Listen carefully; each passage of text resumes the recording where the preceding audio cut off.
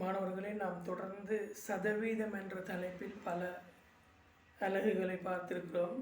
இன்று தவணை முறையில் பொருட்களை வாங்குகிற நேரம் தவணை முறையில் எவ்வாறு காசு செலுத்துதல், வட்டி எவ்வாறு கணித்தல் என்ற விடயத்தை தான் நாங்கள் பார்க்க இருக்கிறோம். இதனை நாங்கள் வாடகை கொள்வனம் முறையில் பொருட்களை வாங்குதல் என்று சொல்லலாம். பொருட்களை வாங்குகிற நேரம் வாடகை கொள்வனம் முறையிலே செலுத்துதல் என்ற விடயத்தை தான் பார்க்க இருக்கிறோம். இவ்வாறு தான் அதிகமான வியாபார நடவடிக்கைகள் மேற்கொள்ளப்படுகின்றன. வங்கியிலே லோன் பெறுதல், லீசிங் முறையிலே வாகனங்களை கொள்வனவு செய்தல், இவ்வாறு பல்வேறு நடவடிக்கைகளுக்கும் இந்த தவணை முறையில் செலுத்துதல் என்ற விடயம் கவனத்தில் கொள்ளப்படுகின்றது. குறைந்து செல் மீதிக்கு வட்டி கணித்தல் என்றதுதான் இந்த பாடத்தில் முக்கியம். குறைந்து செல் மீதிக்கு வட்டி கணிக்கின்ற முறையை தான் நாங்கள் ஆரம்பத்தில் பார்க்க இருக்கிறோம். உதாரணமாக ஒரு கணக்கை பார்ப்போம். சிறிய ஒரு உதாரணத்தை நாங்கள் பார்க்க போகிறோம். 8000 ரூபாய் பெறுமதியான ஒரு கையடக்க தொலைபேசியை முதலில் 3000 செலுத்தி எஞ்சியதை 5 மாத தவணைகளில் செலுத்தி ஒருவர் கடன்படுகிறார் என்று எடுத்துக்கொள்வோம். 8000 ரூபாய். ஆகவே 8000 ரூபாய்க்கு முதலில் 3000 செலுத்துகிறார். அப்பொழுது எஞ்சிய கடன் தொகை 5000 ரூபாய். இந்த எஞ்சிய கடன் தொகையை 5 மாதத்தில் செலுத்துகிறார் என்றால் ஒரு மாதத்தில் அவர் 1000 ரூபாவை செலுத்த வேண்டும். கடன் தொகையா 1000 ரூபாய் செலுத்த வேண்டும். வருட வட்டி வீதம் 24% அறவிடப்படும் என்று வைத்துக்கொள்வோம். ஆகவே இந்த 1000 ரூபாய்க்கு இதனை நாங்கள் ஒரு அலகாக எடுப்போம். அதாவது இறுதி மாதத்தில் செலுத்த வேண்டிய 1000 ரூபாய்க்கு வட்டி எவ்வாறு கணிப்பிடுறோம் என்றால், இந்த 1000 ரூபாய் 24/100 இது வருட வட்டி வீதம். மாத வட்டி வீதத்தை காணுவதற்கு 1/12 நாங்கள் பெருக்குகிறோம். இப்பொழுது இந்த 2 பூஜ்ஜியமும் சுருக்கப்படுகின்றது. 100 வகுக்கின்றோம். இதனை 100 வகுத்தால் 2 பூஜ்ஜியம் வெட்டிப்படும். 12ஐயும் 24ஐயும் 12 வகுத்தால் 2. ஆகவே 20 ரூபாய் என்று வரும். 20 ரூபாய் இறுதி மாதத்தில் ஒரு அலகுக்கான வட்டி. இதனை நாங்கள் இந்த பாடத்தில் சொல்வோம் மாத அலகு வட்டி என்று சொல்லுவோம். மாத அலகு வட்டி. ஆரம்பத்தில் 5000 ரூபாவை தான் கடனாக பெற்றார். இறுதி மாதத்தில் தான் 20 ரூபாய் வட்டியாக இருக்கும். அதற்கு முன்னைய மாதத்தில் பார்த்தால் 2000 ரூபாவாக முதல் இருக்கும். அப்பொழுது 1000 ரூபாவில் 2 அலகுகள் இருக்கும். 1000 ரூபாவில் 2 அலகுகள் இருக்கும். அவ்வாறு படிப்படியாக நாம் முன்னோக்கி செல்கின்ற நேரம் இவ்வாறு அமையும். அவை மாணவர்களே, 1000 ரூபாவில் 1, 1000 ரூபாவில் 2, 1000 ரூபாவில் 3, 1000 ரூபாவில் 4, 1000 ரூபாவில் 5 இவ்வாறு அமையும். இங்கே இவற்றை நாங்கள் மாத அலகுகள் என்று சொல்லுவோம். மாத அலகுகள். இங்கே முதலில் 5000 ரூபாய் தான் அவர் கடன் பட்டார். 1000 ரூபாவை செலுத்தினால் 4000 ரூபாவாக மாறும். மீண்டும் 1000 செலுத்தினால் 3000 ரூபாய். மீண்டும் 1000 செலுத்தினால் 2000 ரூபாய். இறுதி மாதத்தில் 1000 ரூபாய். இவ்வாறு நாங்கள் பார்க்கிற சந்தர்ப்பத்தில் இவற்றை நாங்கள் மாத அலகுகள் என்று சொல்லுவோம். மாத அலகுகள். இங்கே ஆரம்பத்திலே பார்த்தோம் மாத அலகுக்கான வட்டி 20 ரூபாய் என்று பார்த்தோம். 20 ரூபாய். ஆகவே இதனை நாம் இன்னொரு முறையில் பார்க்க இருக்கிறோம். பாருங்கள், 20 ரூபாய் ஆரம்ப மாதத்தை நாம் உதாரணமாக எடுத்தால் 5000 ரூபாய்க்கு 100ன் மேல் 24 தர 1/12 பெற்றால் இதனை நாம் சுருக்குகின்ற சந்தர்ப்பத்தில் 12 வகுத்தால் 2 தடவை, 100 வகுத்தால் இந்த 2 பூஜ்ஜியம் வெட்டிப்படும். ஆகவே முதல் மாத வட்டி 100 ரூபாய் என்று வரும். முதல் மாத வட்டி 100 ரூபாய். அதாவது 20ன் 5 தடவை 100. ஒரு மாத அலகு வட்டி 20, 5 மாத அலகு வட்டி 100 என்று வரும். படிப்படியாக குறைந்து செல் மீதிக்கு வட்டி கணித்தல் என்ற நேரம் இந்த 4000 ரூபாய்க்கு 80 ரூபா வட்டி வரும், 3000 ரூபாய்க்கு 60 ரூபாய், அப்படி படிப்படியாக குறைகிறது. அதாவது 80 ரூபாய், 60 ரூபாய், 40 ரூபாய், 80 ரூபாய், அதற்கு முன்னால் 100 ரூபாய், இறுதி மாதத்தில் 20 ரூபாய் என்று வட்டி வரும். மொத்தமாக இவற்றை கூட்டுற சந்தர்ப்பத்தில் 300 ரூபாய் என்று வரும். குறைந்து செல் மீதிக்கு வட்டி கணித்தல். ஆரம்பத்திலே 100 ரூபாயில் 5 இருந்தது. 5000 ரூபாவுக்கு 100 ரூபாய் வட்டி வரும். 4000 ரூபாவுக்கு வட்டி பார்க்கிற நேரம் 80 ரூபாய் வரும். படிப்படியாக குறைந்து மொத்த வட்டி 100 ரூபாய் என்று வரும். இவ்வாறு கணிப்பிடாமல் இலகு முறையில் எவ்வாறு கணிப்பிடுதல் என்பதை தான் நாங்கள் இப்பொழுது பார்க்க இருக்கிறோம். இவ்வாறு கணித்தல் 20 மாதம் 30 மாதம் வட்டிகளை பெறுகின்ற நேரம், கடன்களை பெறுகிற நேரம் கணித்தல் சிரமமானது. எனவே சமன்பாடு ஒன்றை பெற்று அதன் மூலம் மொத்த வட்டியை கண்டால் தவணை கட்டணத்தை காணுவது இலகுவான விடயம். எனவே எவ்வாறு நாங்கள் வட்டி கணிப்போம் என்பதை பார்க்க இருக்கிறோம். ஆரம்பத்திலே பார்த்தோம் மாத அலகு வட்டி கணித்தல் முறை. மாத அலகு வட்டி கணித்தலுக்கு எவ்வாறு செய்ய வேண்டும் என்றால் 1000 ரூபாய் தான் ஒரு மாத அலகுக்கான கடன் பணம். அதற்கு வட்டி வீதம் பார்க்குற நேரம் தான் 20 ரூபாய் வந்தது. அவை மாணவர்களை நாங்கள் நேரடியாக எவ்வாறு மாத அலகுகளை கண்டுபிடித்தல் என்ற சமன்பாட்டை எடுக்க இருக்கிறோம். 5, 4, 3, 2, 1 கூட்டல் விருத்தி உங்களுக்கு ஞாபகம் இருக்கும். கூட்டல் விருத்தியில் இப்படி ஒரு சமன்பாட்டை பெற்றிருக்கிறோம். n/2 a+l. இதனை நாங்கள் n/2 n+1 என்ற சமன்பாட்டை இந்த வாடகை கொள்ளும் முறைக்கு பயன்படுத்துகிறோம். ஆகவே n/2 n+1 என்ற சமன்பாட்டை பிரயோகித்தால் n என்பது 5 மாதம் 2ஆல் வகுத்தால் 5 சக 1 6, 5 கீழ் 2 6, 2ஆல் வகுத்தால் ஒரு தடவை, 2ஆல் வகுத்தால் 3 தடவை, 15 மாத அலகு என்று வரும். மாத அலகுகள் என்று வந்தது. 15 மாத அலகுகள். நாம் ஆரம்பத்திலே பார்த்தோம் 1 மாத அலகு, 2 மாத அலகு, 3, 4, 5 என்று பார்த்தோம். இவற்றை கூட்டினால் 15 என்று வரும். எனவே இவற்றை சமன்பாட்டிலே பெற்றோம். 60 மாதம், 50 மாதம், 30 மாதம் என்று வருகிற நேரம் இந்த சமன்பாட்டை பிரயோகித்தால் நமக்கு இலகுவாக மாத அலகை பெற்றுக்கொள்ளலாம். இப்பொழுது மொத்த வட்டி எவ்வாறு பெறப்பட்டது என்பதை நாங்கள் பார்ப்பதற்காக மொத்த வட்டியை காண்பதற்கான சமன்பாடு மொத்த வட்டி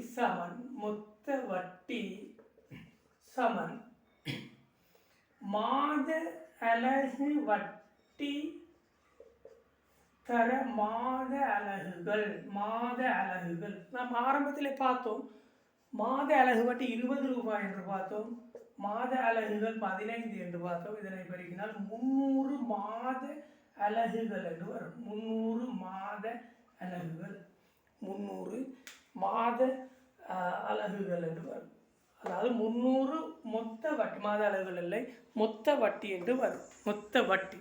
அவை மாணவர்களே 5000 ரூபாய் கடன் பட்டோம், 300 ரூபாய் மொத்த வட்டி வந்தது.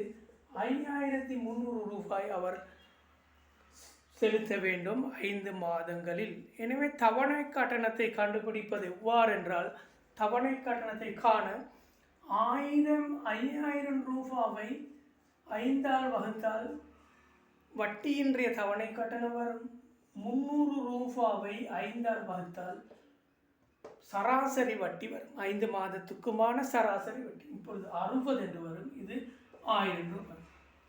இப்பொழுது தவணை கட்டணமாக 1060 ரூபாய் செலுத்த வேண்டும். மாணவர்களே, அவர் மொத்தமாக செலுத்திய வட்டி 300 ரூபாய் செலுத்த வேண்டும் என்று எடுத்துக்கொண்டால் 300 ரூபாவை 5 மாதத்தில் செலுத்த வேண்டும் என்றால் சராசரியாக ஒரு மாதத்துக்கு 60 ரூபாய் வட்டி செலுத்த வேண்டும். எனவே அந்த 60ஐயும் தவணையில் செலுத்த வேண்டிய அந்த 1000ஐயும் கூட்டினால் 1060 ரூபாய் வரும். இவ்வாறு தான் வாடகை கொள்வனவு முறையில் தவணை கட்டணத்தை கண்டுபிடித்தல் கணக்குகள் இவ்வாறு தான் அமையும். ஆகவே மாணவர்களை நாங்கள் முதலில் இவ்வளவு ரூபாய் கடன்பட்டோம் என்பது கண்டுபிடிக்க வேண்டும். முதலில் செலுத்தப்பட்டதா என்பதையும் கண்டுபிடிக்க வேண்டும். இவ்வாறு கண்டுபிடித்தால் தவணை கட்டணத்தை இலகுவாக எம்மால் கண்டுபிடிக்க முடியும். வருட வட்டி வீதம் எவ்வளவு தரப்படுகின்றோமோ, உதாரணமாக 36% என்றால் மாத வட்டி வீதத்தை கண்டுபிடிப்பதற்கு நாங்கள் என்ன செய்ய வேண்டும் என்றால் 36 தர 1/12 பெருக்க வேண்டும். வருட வட்டி வீதம் 36 என்றால் மாத வட்டி வீதத்தை காண வேண்டும்.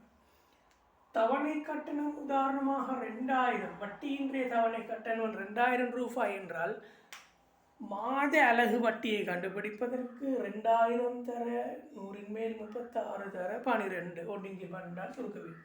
இதனை 12 வகுத்தால் 3 வரும். இங்கே 100 பகுதி என்றிருக்கிறது. இதனை பெருக்கினால் 60 ரூபாய். இதனை சொல்லுவோம் மாத அலகு வட்டி.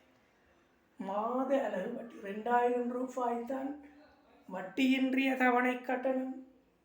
36 வருட வட்டி வீதம். 1/12 என்றால் மாத அலகு வட்டியை கண்டுபிடித்தல்.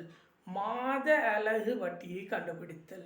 மாத அலகு வட்டியை கண்டுபிடித்தால் இலகுவாக தவணை கட்டணத்தையும் மொத்த வட்டியையும் கண்டுபிடிக்கலாம்.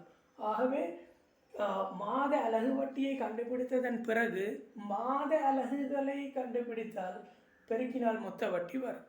அதன் பிறகு ஆரம்பத்தில் பெற்ற கடனையும் தவணைகளால் வகுக்க வேண்டும். அதே நேரம் வட்டியை தவணைகளால் வகுக்க வேண்டும். தவணை கட்டணத்தை கண்டுபிடிக்கலாம். ஆகவே மாணவர்களே, இந்த முறையில் பொருட்களுக்கான வட்டி செலுத்துதல், தவணை கட்டணத்தை இவ்வாறு செலுத்துதல் என்பதை மிகவும் நல்ல முறையில் நீங்கள் புரிந்தால், இந்த வீடியோவை தொடர்ந்து பார்த்தால் உங்களுக்கு சந்தேகங்கள் நிவர்த்தியாகும். இந்த பாடத்திலே முழுமையான விடயங்கள் இவ்வளவுதான். இவற்றை சரியான முறையிலே புரிந்து கொண்டால் உம்மால் எந்த விதமான பரீட்சைகளே வரக்கூடிய வினாக்களையும் உம்மால் புரிந்து கொள்ளலாம் என்று நினைக்கிறேன். நான் இப்பொழுது ஒரு கணக்கை பார்க்க இருக்கிறோம். தவணை, அதாவது கடந்த காலங்களில் வந்த வினா ஒன்று. 80,000 கை காசுக்கு விற்கப்படும் ஒரு கணனி பொறியை முதலில் 20,000 செலுத்தி மீதியை 12 சம மாத தவணைகளாகவும் செலுத்தி முடிப்பதன் மூலம் வாங்கலாம். இங்கு 24% ஆண்டு வட்டி வீதத்தின் கீழ் குறைந்து செல்லும் மீதி முறைக்கு வட்டி கணிக்கப்படுகிறது. குறைந்து மீதி முறைக்கு வட்டி கணிக்கப்படுகிறது. ஒரு மாத தவணை கட்டணத்தின் பெருமானத்தை காண்க. ஒரு மாத தவணை கட்டணத்தின் பெருமானத்தை காண்க. மாணவர்களே, இது பகுதி 2இல் முழுமையான 10 மார்க்ஸை பெறக்கூடிய ஒரு கடந்த கால வினாவை தான் நாங்கள் இப்போ பார்க்க இருக்கிறோம். பொருளின் விலை 80,000 ரூபாய்.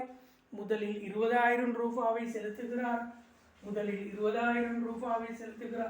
வருட வட்டி வீதம் தரப்படுகின்றது. அதற்கு பிறகு எவ்வளவு மாதத்தில் செலுத்த வேண்டும் என்பதும் தரப்படுகிறது. அவை மாணவர்களை, முதலில் நாம் காண வேண்டும் செலுத்த வேண்டிய மீதி பணத்தை தான் கண்டுபிடிக்க வேண்டும். செலுத்த வேண்டிய மீதி பணம் 80,000 ரூபாய். 60,000 கழித்தால் 20,000 கழித்தால் 60,000 என்று வரும். ஆகவே அவர் கடன்படுகின்ற தொகை 60,000. மாதம் ஒன்றில் செலுத்த வேண்டிய கடன் பகுதியின் பங்கை கண்டுபிடிப்பதற்கு 60,000 ரூபாவை நாங்கள் 12ஆல் வகுக்க வேண்டும். இது மாத கடன் தொகையின் பங்கு, வட்டி இல்லாமல். ஆகவே மாத கடன் தொகையின் பங்கு, இதனை 12ஆல் வகுத்தால் ஒரு தடவை, 12ஆல் வகுத்தால் 5 தடவை 5,000 ரூபாய் வரும். ரூபாய் 5,000. ஆகவே மாணவர்களே, 60,000 கடன்படுகிறார், 12 மாதத்தில் செலுத்துகிறார் என்றால் வட்டியின்றிய தவணை கட்டணம் 5,000 ரூபாய் என்று வரும். வட்டியின்றிய தவணை கட்டணம் 5,000 ரூபாய். இப்பொழுது நாங்கள் ஒரு மாத அலகு வட்டியை கண்டுபிடிக்க வேண்டும். ஒரு மாத அலகு வட்டியை இவ்வாறு கண்டுபிடிப்பது நான் ஆரம்பத்திலே சொல்லி தந்தோம். இவ்வாறு ஒரு மாத அலகு வட்டியை கண்டுபிடித்தது. ஒரு மாத அலகு வட்டி இவ்வாறு காண்றது என்றால், இந்த 5,000 ரூபாவை 24 கீழ் 12 தர 1 கீழ் 12. இவ்வாறு கண்டால் இது வருட வட்டி வீதம் மாத வட்டி வீதத்தை காணுவதற்கு 1/12 நாங்கள் பெருக்க வேண்டும். இவ்வாறு சுருக்கின்ற சந்தர்ப்பத்தில் 12ஆல் வகுத்தால் 2 தடவை 100ஆல் வகுத்தால் இது இல்லாமல் போகும். ஆகவே மாத அலகு வட்டி வீதம் 52ஆல் பெருக்கினால் 100 ரூபாய் வரும். மாத அலகு வட்டி, இதனை சொல்லுவோம் மாத அலகு வட்டி. 80,000 ரூபாய் கடன், 20 செலுத்தினால் 60,000 ரூபாய், 12ஆல் வகுத்தால் 5,000 ரூபாய். மாத அலகுக்கான வட்டி 100 ரூபாய் என்று நாங்கள் பார்த்தோம். ஆகவே மாணவர்களை இப்பொழுது நாங்கள் மாத அலகு என்பதை கண்டுபிடிக்க வேண்டும். மாத அலகு, இதற்கான சமன்பாட்டை நாங்கள் ஆரம்பத்திலே சொன்னோம். n/2 n+1 ஆகவே 12/2 12 சக 1 6 சுருக்கினால் 13. இப்பொழுது 78 மாத அலகுகள் என்று வரும். 78 மாத அலகுகள் 12 மாதத்தில் செலுத்த வேண்டும். 12 சக 1 12/6. அவை மாணவர்களை மாத அலகை நாங்கள் கண்டுபிடித்தோம். இப்பொழுது மொத்த வட்டியை கண்டுபிடிப்பதற்கு நாங்கள் மொத்த வட்டி சமன் மாத அலகு வட்டி 100 ரூபாய் என்று நாங்கள் பார்த்தோம். மாத அலகுகள் 78 என்று பார்த்தோம். ஆகவே 7,800 ரூபாய் மொத்த வட்டியாக வரும். 7,800 ரூபாய் மொத்த வட்டி. அவை மாணவர்களே, இப்பொழுது நாங்கள் தவணை கட்டணத்தை கண்டுபிடித்தல், எவ்வாறு தவணை கட்டணத்தை கண்டுபிடிக்க வேண்டும் என்று நாங்கள் இப்பொழுது பார்க்கிறோம். பெற்ற கடன் தொகை 60,000 ரூபாய், 12ஆல் வகுத்தால் 5,000 ரூபாய் வட்டி இன்றைய கட்டணம். மொத்த வட்டி 7,800 ரூபாய். இதனையும் 12ஆல் வகுத்தால் 650 ரூபாய் என்று வரும்.